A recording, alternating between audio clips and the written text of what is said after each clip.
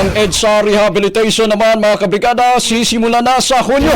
Kita niyo ng report, Brigada Jigo Custodio, i-brigada mo! Brigada Live Report.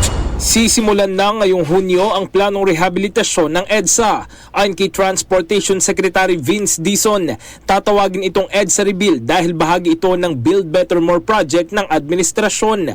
Target itong masimulan sa kalagitnaan ng Hunyo ayon kay Dizon. Pero sa isa pang hiwalay na interview kay MMDA Chairman Atty. Don Artes, sinabi nito na sisimulan na ito sa June 13. Kailangan na daw masimulan ang pagsasaayos ng EDSA dahil 45 taon na ang nakakalipas ng huli itong inayos. Kahapon, nagpulong na ang DPWH, DOTR at MMDA para tapusin ang mga plano sa pagpapatupad ng EDSA Rebuild Program.